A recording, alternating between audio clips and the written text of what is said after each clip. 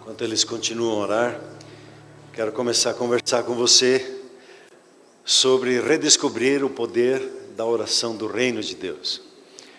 Há algo muito interessante que eu estava falando com alguns, parece que eu estou empacado no assunto, não é empacado, mas o Senhor não está permitindo eu avançar em outros assuntos, a não ser a falar com você sobre a oração, a não ser a falar conosco como igreja sobre a oração.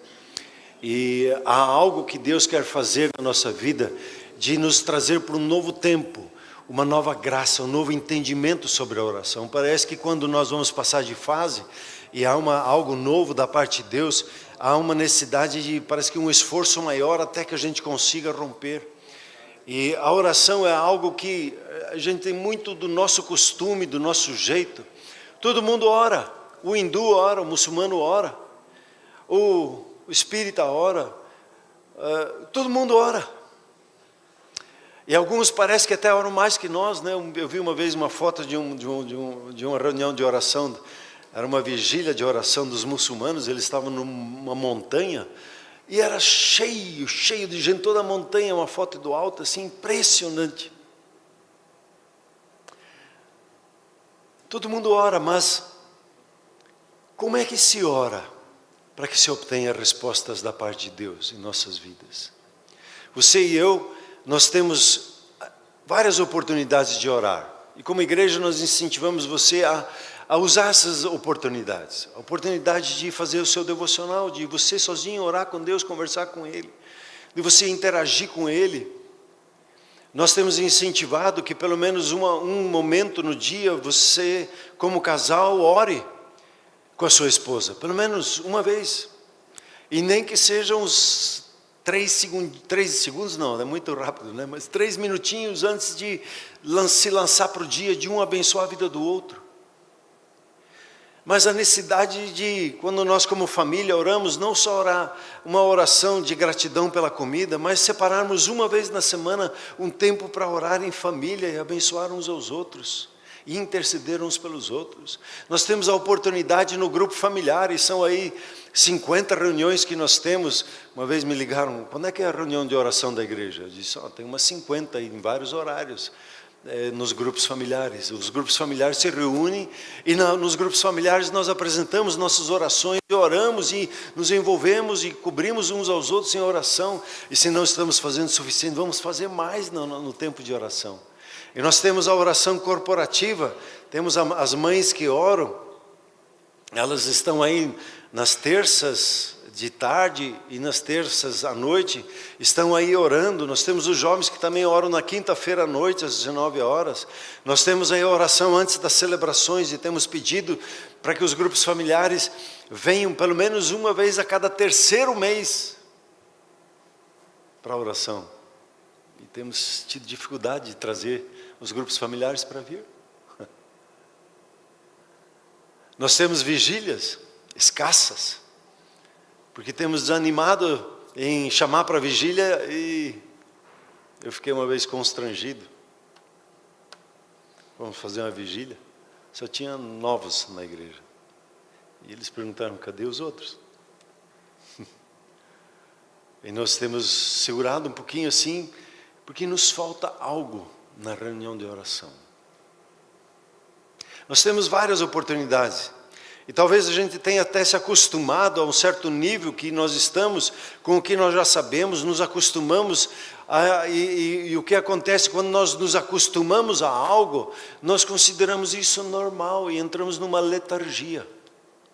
E quando nós deixamos de buscar, o que acontece? Nós viramos tradicionais. Nós nos acostumamos e fazemos daquele jeito, sempre daquela mesma forma, daquele jeito. E entramos numa certa passividade na oração. E às vezes a gente ora, alguém orou, de repente, nós nem oramos pelo almoço, não, acabamos de orar.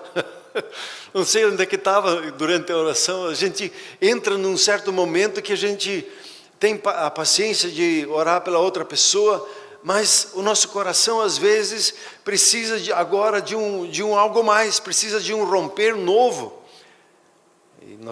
Eu tenho ministrado 4 vezes, e me sinto impelido de falar mais ainda sobre a oração. Talvez o Espírito Santo está querendo me convencer de algo que eu ainda não esteja vendo. Talvez como igreja a gente não tenha percebido algo, o entendimento do reino de Deus. Domingo passado falei sobre a prioridade do reino. E repetindo o que nós já falamos várias vezes. Em primeiro lugar, precisamos buscar. E se nós deixamos de buscar, nós paramos. E quando nós paramos, nós retrocedemos na nossa fé. Se nós pararmos de buscar mais de Deus, nós começamos a andar para trás. O buscar é algo intenso, decidido. Eu vou para cima, eu quero mais, eu quero conhecer mais. E sempre no reino de Deus há alguma coisa a mais para se descobrir também sobre a oração. Falamos que o reino de Deus é estar sob a influência do governo do rei e do seu reino sobre a nossa vida, impactando-nos com a sua vontade e o seu propósito. A oração, nesse sentido, é a chave para nos colocar debaixo dessa influência. Quando nós oramos, os céus se abrem como se abriram sobre Jesus quando ele estava no batismo. Quando você ora, os céus se abrem sobre a sua vida e você se coloca debaixo da influência do governo. E aí vem a justiça de Deus, que é uma posição justa de alinhamento com o governo do rei e sua autoridade. Quando nós nos colocamos em oração diante de Deus, o que acontece? O Espírito Santo vai começar a trabalhar o nosso coração. Vai dizer, entrega isso, entrega aquilo, isso aqui não está em ordem, isso aqui está muito bom, mas fortalece. Essa é a promessa de Deus sobre a sua vida, e tem mais essa palavra que você precisa consolidar no seu coração e declarar sobre a sua vida. Você vai se alinhando com a justiça de Deus. E como você é declarado justo diante de Deus, é a oração que faz você experimentar as promessas da justiça, do ser justo diante de Deus. A oração é a chave mestra, né, na nossa vida, para que as promessas da justiça de Deus venham sobre as nossas vidas. E a Bíblia diz, nós lemos, bem-aventurados que têm fome e sede de justiça, porque serão saciados, vão experimentar. Por exemplo, o nosso versículo-chave, o justo florescerá. Você e eu, onde nós estamos, nós vamos florescer, nós vamos crescer, dar frutos abundantes, nós vamos abençoar muitas vidas. Deus vai nos usar e a nossa oração vai trazer paz, vai trazer direcionamento, vai trazer cura, vai trazer salvação para aqueles que estão ao nosso redor. Nós vamos florescer nas coisas do reino de Deus, no entendimento, na revelação da palavra de Deus. Isso é seu. E é quando tenho fome e sede pela justiça. E como enfatizando aqui, porque ainda está muito firme na cabeça, até esses dias conversando, a pessoa diz, falei com um casal de pastores, agora entendi, a justiça não é ser justiceiro, a justiça é cumprir com a vontade de Deus na sua vida. Quando Deus quer manifestar a justiça que foi estabelecida em Cristo Jesus, e eu me alinho a Ele, a justiça de Deus, a vontade dEle se cumpre na minha vida, na minha casa, na minha família, no meu trabalho. Então Deus quer fazer justiça, e quer que você seja guardado, abençoado, que você tenha a experiência da boa mão de Deus sobre a sua vida, de como Ele te protege. E hoje eu queria colocar um texto, e passear em volta desse texto, um texto lá de Isaías 43, você podia abrir na sua Bíblia, Isaías 43, o versículo 26, o pastor Charles tem, nas conversas colocado, ele diz, como é que é esse texto? Como é que é esse texto? Como é que é esse texto? Isaías 43, versículo 26. Diz assim, desperta-me a memória, Deus falando com você. Entremos juntos em juízo. O juízo é o momento da decisão, onde é que o juiz proclama a sua decisão. Apresenta as tuas razões para que eu possa justificar-te, para que eu possa fazer justiça.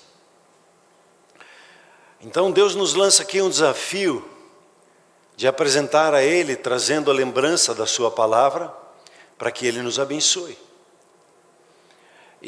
Mas para isso nós precisamos apresentar a Ele em oração, ou como temos ensinado sobre a oração, apresentar o nosso caso a Ele.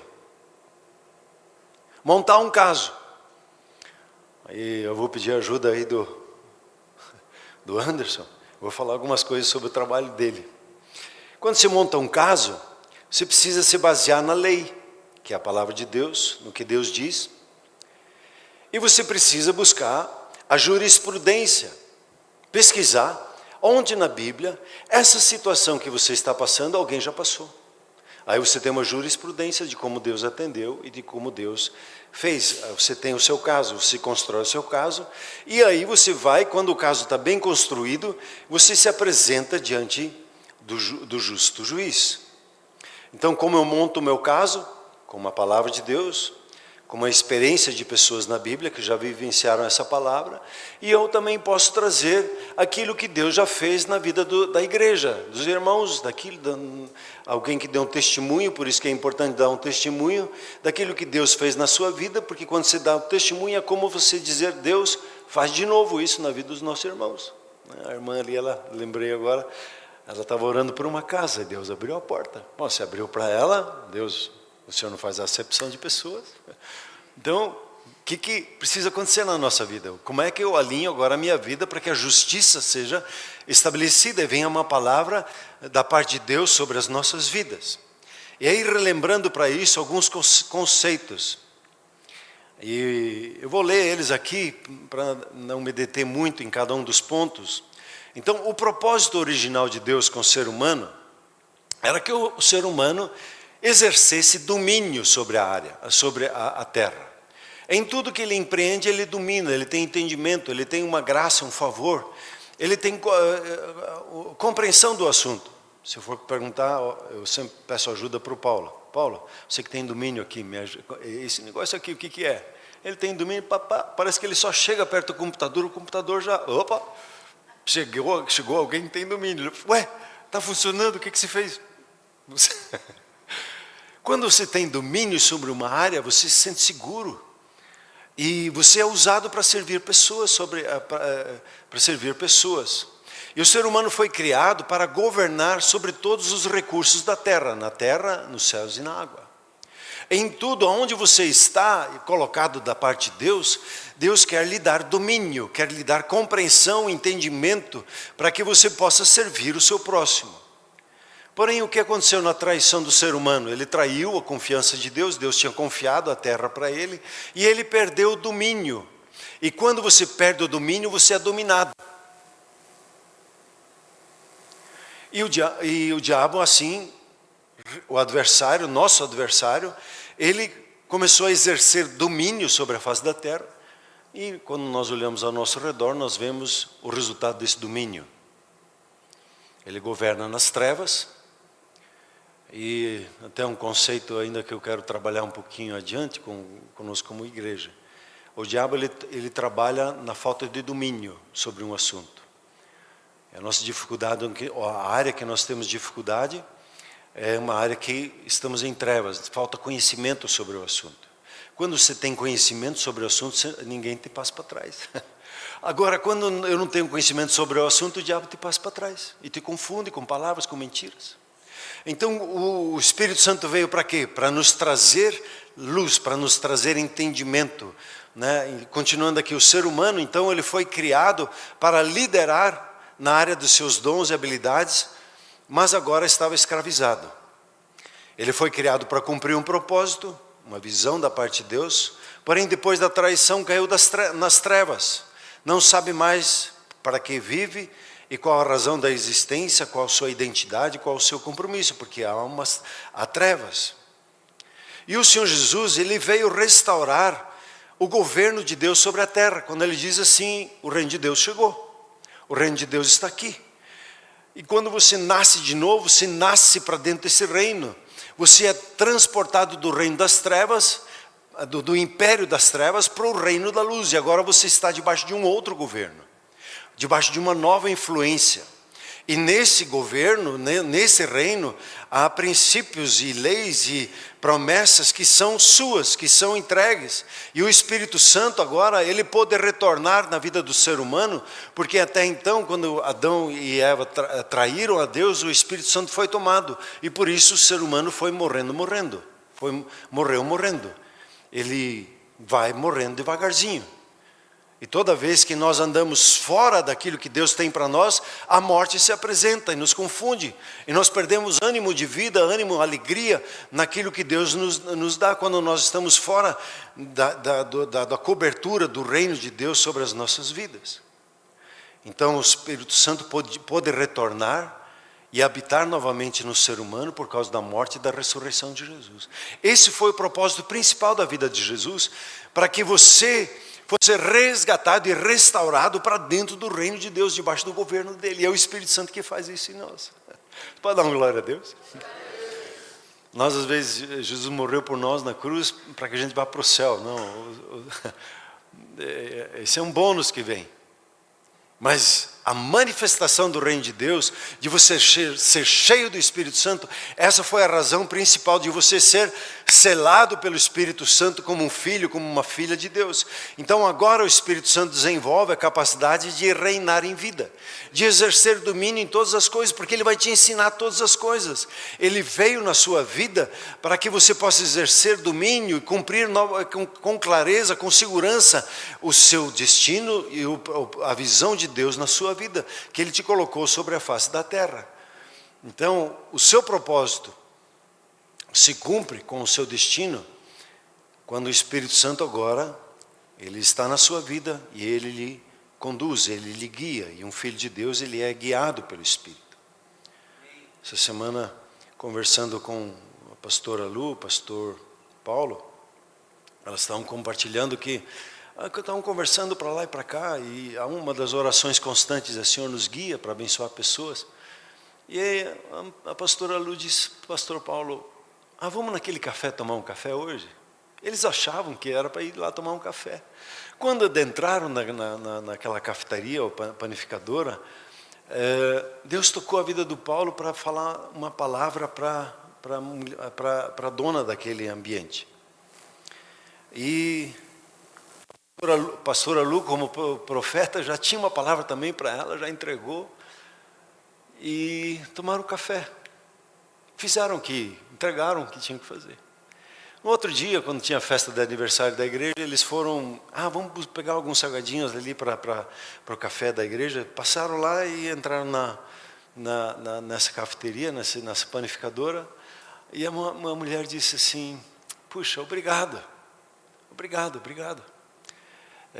Mas o que foi? Não, eu naquele dia tinha orado a Deus e pedido uma direção, e vocês vieram e me deram a direção da parte de Deus. Eles acharam que foram lá tomar um café, mas o café era brinde. Eles foram lá para abençoar aquela senhora. O pastor Guilherme estava contando essa semana uma história, em que ele chegou num restaurante, ali nas praias do Rio de Santa Catarina, e eles chegaram ali pelas 15 para as 2, e o patrão já estava fechando, o dono do estabelecimento já estava fechando. Disse: já fecha. Eles achavam que ia fechar 3 horas. Fecha às 2 horas, 15 praça. Aí ele era dono vem aqui que eu vou fazer uma comida para vocês. Daí baixou a porta lá, e ele mesmo, o dono lá, fez o camarão, o que vocês gostam, e fez lá para eles, e eles comeram. E aí eles perguntaram: mas por que você está fazendo? Hoje estou chateado. Estou chateado hoje porque um funcionário que eu tenho aqui, ele era de rua. Eu tirei ele da rua, eu ensinei a ele a ser garçom. Ele construiu a casa, tem o carro dele, tem a moto dele, pela força do trabalho. E agora ele adoeceu com uma doença, nem me lembro que doença que era, mas uma doença que, assim, os médicos não tinham dado chance mais para ele. Puxa, eu investi tanto na vida desse meu funcionário, e ele está com um decreto de morte na vida dele. Aí o pastor Guilherme disse: não, vamos orar por ele. Ele fez uma oração, e orou e abençoou a vida dele. Eles comeram lá e se alegraram. Não, muito tempo depois ele foi lá, e quando ele chegou, o dono do restaurante disse, ele estava lá a negócios com um grupo de uma empresa, e o dono do restaurante disse: esse aqui é o meu anjo, esse aqui é o meu anjo. Mas ninguém ficou sabendo, ele também não se lembrava do que tinha acontecido. E aí ele contou, se lembra que você orou? Ah, tá, o que aconteceu com ele? Pois ele foi curado, ele está trabalhando aqui, você é meu anjo. E os outros ficaram ali, que o Guilherme estava ministrando e falando de Jesus também para esses empresários, ficaram ali olhando, o que está acontecendo aqui? E foi um testemunho. Eles acharam que só foi a bondade, mas Deus armou para que eles estivessem sozinhos com aquele dono. E abençoasse aquela família, porque provavelmente alguém daquela família estava clamando e orando por aquele garçom. Então, o Espírito Santo é aquele que nos guia e nos leva. Então, a maneira como o ser humano reina em vida é por meio da oração que é do reino. E uma oração modelo que nós trabalhamos é a oração que nós chamamos de Pai Nosso. Quando você, em primeiro lugar, você se preocupa em santificar o nome de Deus na sua vida. Quando você, em primeiro lugar, preocupa em manifestar o reino de Deus sobre a face da terra. Quando, em primeiro lugar, sua mentalidade está em que a vontade de Deus se cumpra na sua vida ou naquela situação que você está envolvido. E a sua oração, em primeiro, é uma oração de desprendimento. Nós, no império das trevas, como é que era ali? Era tudo meu, minha. Tudo é para mim, eu preciso, faça isso, faça aquilo. E muitas das orações, como nós conversamos no domingo passado, é por coisas. Eu quero essa coisa, quero aquela coisa, quero isso, quero aquilo, quero Deus faz isso, Deus faz aquilo, Deus faz outro. E essa não é uma oração de reino. Não é a oração que Deus espera que a gente faça. A oração é a nossa concordância na terra para que Ele faça o que Ele quer sobre a terra. E não o que nós queremos. Então você não ora por algo que você quer, mas ora por aquilo que Deus quer fazer por seu intermédio. Você ora para se colocar debaixo da influência do reino e para que naquele dia você se alinhe com a justiça de Deus e ela se manifeste a favor de outras pessoas. Enquanto isso é abençoado. O ser acrescentado, o café na vida de Paulo e Lu, ou do almoço, um monte de camarão lá que eles comeram, foi um acrescentar da parte de Deus, não foi o principal. Quem não conhece a Deus, ora por coisas. E quando nós lemos lá em Mateus 6, né, ele diz lá, os que não conhecem a Deus, os pagãos, eles ficam orando por coisas, mas vocês não é assim. Vocês conhecem o Pai Celeste e Ele sabe das necessidades de vocês. Vocês se preocupam e nós nos preocupamos com o reino de Deus e sua justiça e as coisas nos são acrescentadas. As bênçãos nos acompanham. Nós não oramos mais para sermos abençoados. Nós oramos para ser bênção. Porque quanto mais você abençoa outros, mais Deus vai acrescentar a bênção. É assim que o reino de Deus funciona. É distinto do que nós experimentamos antes. Então a oração, ela é a chave mestra, a principal chave que abre as outras chaves do reino. E quando eu pego uma chave, e a chave do reino, o que a chave tem? Se eu dou acesso para você, eu dou a chave do meu carro para você, eu dou para você autoridade para usar ele, para ir e vir, eu dou acesso para que você use, entre no carro, eu dou acesso para que você possa tratar aquele carro como se fosse teu. A chave te dá o controle, te dá autorização, te dá poder, te dá liberdade, te dá permissão. Então, quando eu recebo as chaves de alguém, quando eu recebo as chaves do reino de Deus, elas me dão autoridade, elas me dão permissão, elas me dão controle sobre as situações, elas nos capacitam a manifestar o reino de Deus. Em Mateus 16, 19, depois da revelação de quem é Jesus, que Ele é o Cristo, é o ungido de Deus, e que você em Cristo Jesus é ungido, porque a palavra de Deus diz assim, o Espírito do Senhor está sobre mim, porque Ele me ungiu. A unção dEle está sobre a sua vida, e aí você recebe as chaves do reino dos céus. O que você ligar na terra está ligado, o que você desligar na terra terá sido desligado nos céus.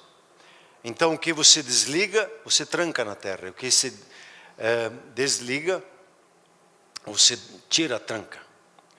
E os céus, eles vão fazer exatamente o que a terra está dizendo, pois nos foi confiada a chave para os céus.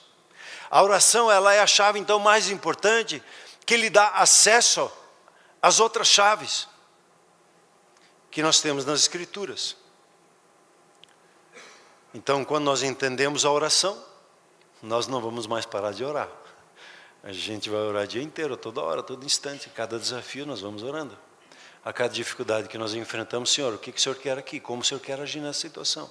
Senhor, como é que eu trato com meu filho? Senhor, alguma coisa está acontecendo na nossa casa que eu perdi o controle aqui. O que está acontecendo?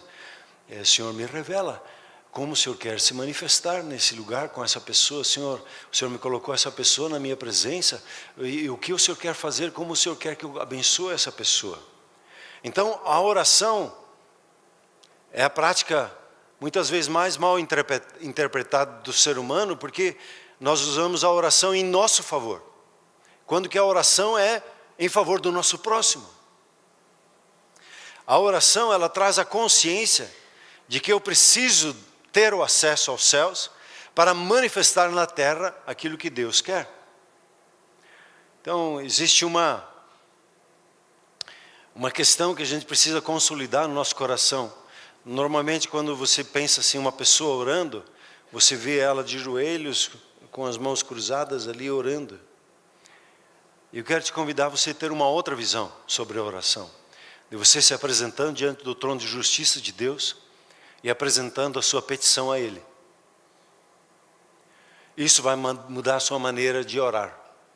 Só pelo fato de você saber, puxa, diante do juiz, como é que eu me apresento? Eu preciso ter uma palavra. Eu preciso ter um caso. Eu preciso ter uma jurisprudência. Eu preciso ter os argumentos corretos. É o que nós lemos ali em Isaías. Me traga os teus argumentos, me traga as suas razões, para que eu possa fazer justiça na sua vida. Vamos entrar em juízo. Vamos manifestar o reino de Deus sobre a face da terra. Amém? Então, a oração, ela para nós não é uma opção. A Bíblia é muito clara, nós somos ordenados a orar. Se o meu povo, que é chamado pelo meu nome, orar, e se humilhar, e me buscar, eu vou sarar a terra. Jesus, quando nós falamos do juiz iníquo, ele falou aquela parábola e escolheu o exemplo de um tribunal para explicar a oração. Ele diz assim no começo sobre o dever de orar sempre, em todas as situações. A oração então é a experiência onde nós podemos mergulhar e experimentar o céu sobre as nossas vidas. E uma pergunta que não quer calar: por que a gente não tem ânimo para orar? Por que a gente tem dificuldade como casal e às vezes deixa a oração para o último recurso? Uma vez fui a uma conferência lá em Blumenau da igreja, aí a sala de primeiros socorros era a sala de oração, e o último socorros era onde normalmente se diz primeiros socorros. Eles colocaram vividamente como é que é. Primeiro lugar sempre a oração. Puxa, não tem o que fazer, né? Então vamos orar. A nossa mentalidade vai muitas vezes nessa direção. E os cristãos normalmente não vão para uma reunião de oração, e isso é estatística pelo mundo todo. As menores reuniões em qualquer igreja são as reuniões de oração. Mas a igreja que entendeu o que é a oração, ela quando diz, vamos ter reunião de oração, vamos orar, ela diz, oba, vamos lá, porque vai acontecer alguma coisa. Quando a gente vai para o culto de domingo, esse lugar é um lugar de oração, um lugar onde é que nós oramos, e a gente vem animado porque Deus vai nos usar para manifestar o reino dele, manifestar a justiça. Vamos entrar em juízo diante de Deus com as questões e vamos ver o favor de Deus acontecendo. Mas por que nós, Deus, muitas vezes não temos o resultado? Me mostra o resultado. A Bíblia diz em Tiago, não tem resposta, porque pede mal. Não sabe pedir, não sabe apresentar o seu caso diante do juiz.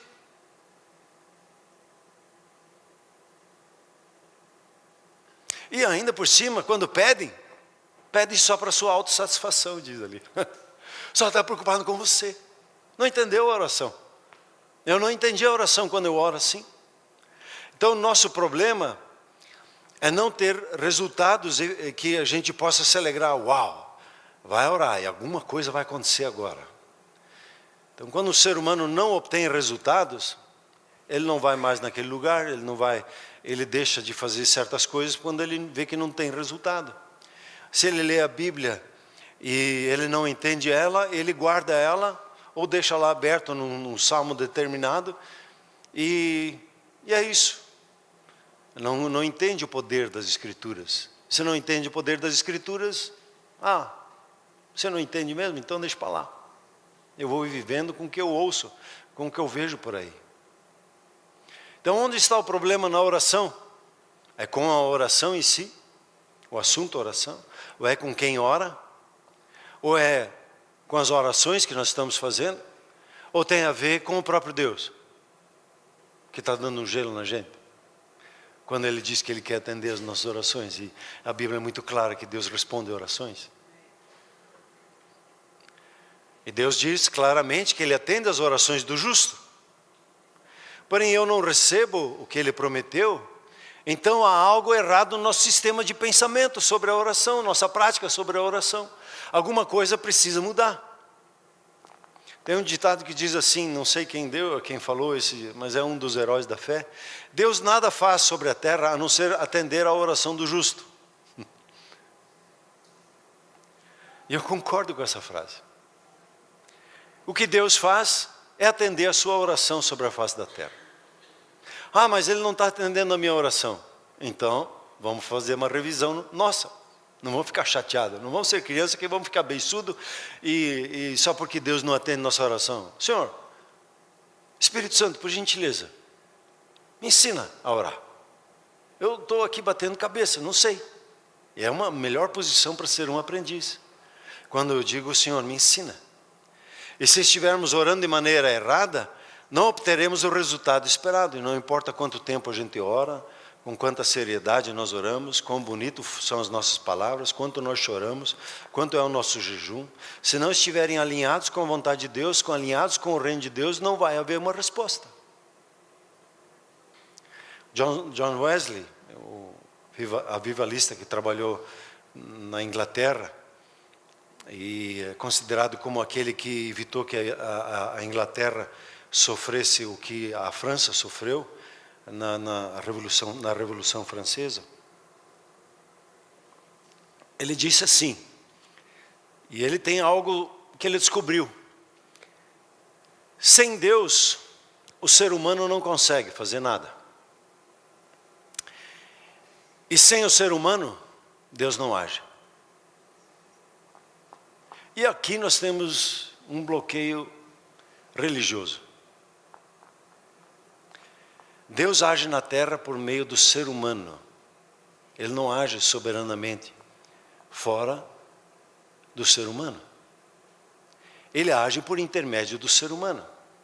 Se o ser humano não consegue fazer nada de significativo na terra, é sinal que ele não está envolvido com Deus.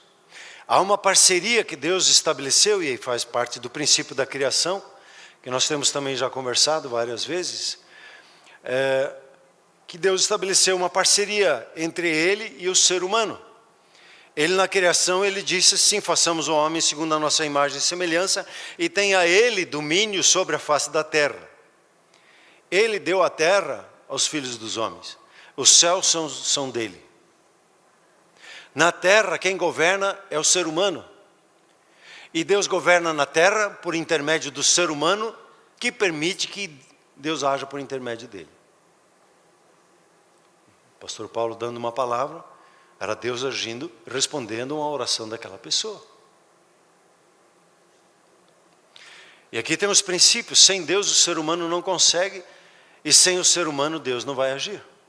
E o que acontece na terra depende da minha oração. O que precisa acontecer na nossa casa, no nosso trabalho, na nossa nação, depende da nossa oração. E nós normalmente falamos o oposto. O que acontece na terra depende do que Deus faz. Deus é soberano, Deus opera como Ele quer. E Deus tem princípios, Deus está submisso à sua própria palavra. Então a oração, ela se torna a licença terrena para que os céus interfiram sobre a terra. A oração é a chave que o ser humano tem, com a qual ele dá permissão para que o céu haja sobre a face da terra. Deus é o princípio do reino. A oração é o ser humano dando aos céus acesso na terra. Nós lemos ali o texto. O que o ser humano ligar na terra, vai ser ligado nos céus. Onde é primeiro lugar, a terra age e os céus concordam. Nós queremos o céu na terra, então nós precisamos agir conforme a orientação que o Espírito Santo nos dá na nossa oração. Assim, a oração para nós não é uma opção, mas ela se tornou uma necessidade desesperadora. Que se eu não orar, eu não vou perceber as promessas do favor de Deus na minha vida. Alguém orou por você para que você encontrasse a salvação em Jesus. Alguém da sua casa, sua família, vai ser salva quando você começar e eu começarmos a orar por essa pessoa. Porque a oração vai dando direito legal para que as trevas sejam retiradas da opressão da vida daquela pessoa e os céus possam tocar, e alguém se achega e a pessoa venha a crer. O ser humano normalmente pergunta assim: por que Deus deixa isso acontecer? Por que tem fome na terra? Por que tem crianças sofrendo? Esses dias, conversando, nós já fizemos aqui, talvez em novembro faça mais uma vez, orações que curam o coração. Uma pastora que estou conversando sobre um caso que ela está tratando e nós estamos orando. E é umas coisas bem difíceis para o nosso entendimento. Essa menina, ela foi violentada desde os seus 8 anos. Pergunta, onde estava Deus? Que Deus não interferiu? A pergunta é, onde estava o intercessor para aquela criança?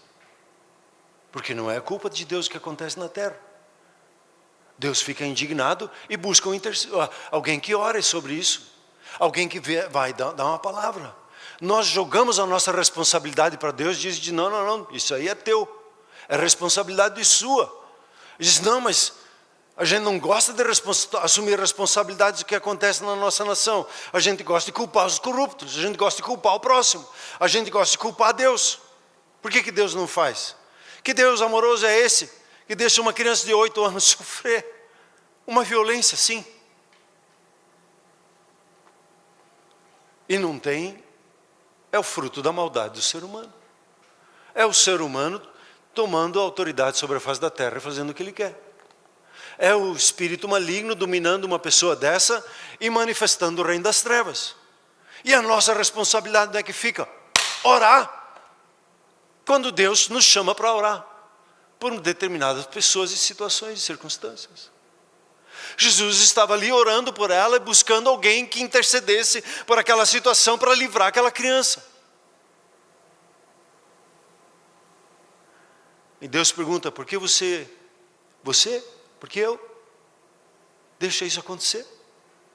Por que você não se posiciona nessas coisas que acontecem na nação?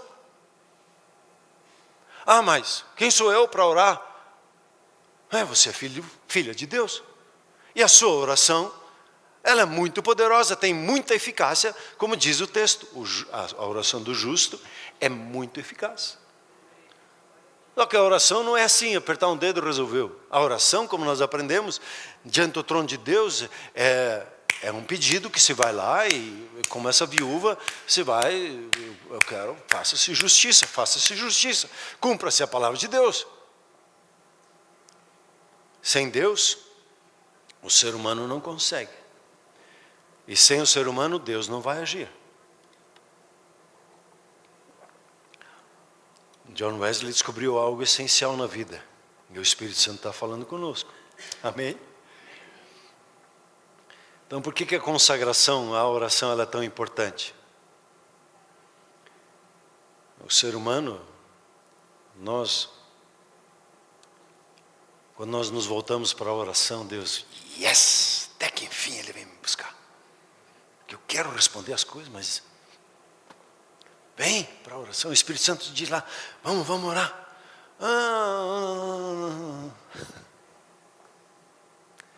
E Deus fica animado com a nossa consagração, nosso tempo de oração. e do jejum. Quando você, nessa semana, decidir separar uma refeição, um dia, escolha como se quer fazer, você vai perceber logo que o diabo, o seu acusador, nosso acusador, ele vai querer te pegar e desanimar. E dizer, não adianta mesmo orar, você já orou tanto, por que orar mais? E aí você já sabe discernir o caráter do Espírito Santo, o caráter das trevas, para você discernir os pensamentos que vêm, e a sua boca declara a palavra que é segundo o Espírito Santo. Deus quer se manifestar por seu e por meu intermédio, mas a gente precisa orar. Aqui seria um bom amém. E o valor da oração, veja no exemplo de Jesus, diz assim, naqueles dias retirou-se para o monte, Jesus a fim de orar, e passou a noite orando. Por que Jesus, como Filho de Deus, precisava orar? Porque ele precisava se alinhar com a justiça de Deus, se alinhar com o governo de Deus. Porque como ser humano, ele tinha as mesmas fraquezas que você e eu temos, as mesmas lutas. E ele sabia que era na oração, era o foco dele. Muitas das coisas que nós lutamos por anos, não se resolvem. Porque o céu está esperando alguém que se apresenta em oração a ele. E que persista na oração. O Senhor Jesus, depois de servir um dia todo, abençoando, servindo, orando, curando, e ele diz o texto assim, em Mateus 6, que despedindo a multidão, ele subiu ao monte para orar. Por quê? Porque ele precisava renovar as forças. Estou muito cansado para orar. Pois é, justamente por causa disso tem que orar. Para renovar as suas forças. Quando Jesus chega aos seus discípulos, pergunta para eles, por que vocês estão dormindo? Ele diz, levantai-vos e orai para que não entrem em tentação. Uma das coisas interessantes, e é uma pergunta que fica, Jesus ele orava sozinho. Ele não orava com os discípulos, não tem um texto que mostra isso. Mostra que a igreja, sim, Atos 1, já na primeira ação de Atos 1, 12, 14, a igreja se uniu em unidade de oração. Atos 4, você tem a igreja reunida, orando. Mas Jesus, ele tinha primeiro o seu tempo pessoal, e que já dá dica para nós. O nosso tempo pessoal de oração, ele é valoroso diante de Deus. Então não espere por outros, não espere pelo seu cônjuge. Inicie você o seu tempo de oração. O reino de Deus e a oração. O reino é um país com um governo. Resumindo, os princípios. E um governo funciona por meio das leis e da Constituição. Assim o nosso país funciona. Ou deveria, né? As leis, elas são criadas para quê? Para garantir que as promessas da Constituição sejam cumpridas sobre a vida do cidadão. E a oração é a petição legal que um advogado faz, quando ele se chega diante do juiz, e ele apresenta a lei, a Constituição, e o que a Constituição diz que precisa ser executado a favor da pessoa, e que lhe seja feita justiça, e que receba o que é o pedido. Então, petição, a oração em si não é uma palavra religiosa.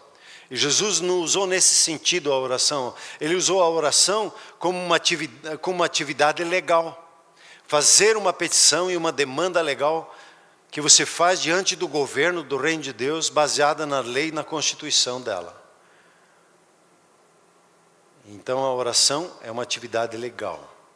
E quando a palavra de Deus diz que nós devemos orar, Deus está dizendo, como nós lemos ali em Isaías, demande de mim as promessas, demande para mim aquilo que eu falei sobre a sua vida e que eu tenho prometido, entre em juízo comigo e eu vou te fazer justiça. Pode dar uma glória a Deus? Então, um advogado é uma pessoa capacitada a trazer os argumentos com os casos pré-existentes.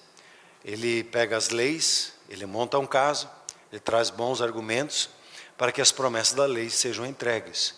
E quando você orar, vamos fazer as nossas pesquisas. Vamos perguntar ao Espírito Santo, onde é que tem onde é que tem uma promessa na Bíblia que é tocado sobre isso? Onde é que tem um caso que o reino de Deus já se manifestou, que eu possa apresentar diante de Deus? Oração, repetindo, é uma petição, e a petição é demandar do governo o que já é seu, o que a Constituição, as leis prometem, o que, conforme as Escrituras dizem, o governo do reino dos céus, o reino de Deus. Tem um detalhe: quando você vai diante do trono de justiça de Deus, você tem que ter uma boa reputação. Se um ladrão, ele chega na presença do juiz, e o juiz vai olhar a ficha dele, e diz: opa, você tem um mandado de prisão. Ah, mas eu tenho um caso aqui. Vai preso primeiro.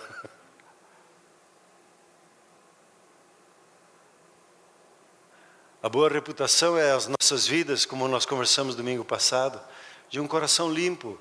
E nós temos o privilégio do Espírito Santo que nos convence daquilo que está desajustado, do pecado, da justiça, do juízo. Aquilo que está fora do propósito de Deus na nossa vida, nós podemos abrir o coração diante de Deus e dizer: Deus, estou com essa dificuldade, os meus olhos olharam para que não deveriam de olhar. Eu pensei de maneira que não devia ter pensado. E Senhor, eu preciso do sangue do Cordeiro me purificando disso. E a justiça, o juiz de Deus, a justiça, né, a decisão do perdão de Deus vem sobre a sua vida. Mas Isaías também diz assim: as nossas iniquidades fazem separação entre nós e o nosso Deus. A iniquidade que nos tira o ânimo para a oração, os vossos pecados encobrem o rosto de Deus, encobre o rosto. Deus não olha para conosco, porque tem uma situação, não fala com você hoje. Se brigou com a tua esposa, não fala com você hoje. Alinhe-se com a sua esposa, daí venha falar comigo. Pedro fala isso, né, para os homens: cuide como trata com a esposa. Então, quando nós nos apresentamos diante de Deus de forma que Ele o quer. Que é a oração, concluindo, é demandar do governo de fazer com que as promessas feitas aos cidadãos que são seu direito se cumpram. Se você conhece os seus direitos no reino de Deus, o que Deus quer manifestar na sua vida, e a justiça dele, a promessa dele, e você se alinha, você se torna poderoso nos céus e também no inferno. A oração é apresentar a promessa constitucional ao próprio governo de Deus. Por isso eu preciso conhecer a Bíblia. Eu preciso conhecer as jurisprudências que tem aqui. Eu preciso conhecer e estudá-la, para conhecer o que Deus tem preparado e separado para mim, como Ele quer que eu me posicione diante dEle. A palavra de Deus diz assim: desperta minha memória. Desperta minha memória. Entramos junto em juízo. Às vezes fica assim: mas Deus não sabe das coisas? Deus sabe, mas Deus quer que você quer saber se você sabe. Porque está se posicionando como uma pessoa que não sabe. Então vamos entrar em juízo. Vamos entrar numa conversa no tribunal da justiça. E a palavra de Deus, ela anima muitas vezes, especialmente em Hebreus: se apresente com confiança por causa do sangue do Cordeiro na sua vida, ao trono da graça de Deus. Apresenta as suas razões, Deus diz, para que você possa ser justificado. Você consegue vislumbrar um monte de respostas de oração que estão empacadas e que vão ser atendidas aqui entre nós, e como Deus vai nos usar para abençoar outras vidas quando nós aprendermos a orar segundo a orientação que é do reino de Deus? Buscar o reino de Deus, a sua justiça, buscamos ali fazer a nossa petição diante de Deus. Se você começar a aprender a isso, faça devagarzinho, começa escrevendo, vai aprendendo devagarzinho a fazer a sua petição diante de Deus. Esses dias eu fiz uma petição, e quando fui abrir o meu WhatsApp, já estava a resposta lá. Eu disse: uau, o negócio funciona. Vamos nos colocar em pé, por gentileza.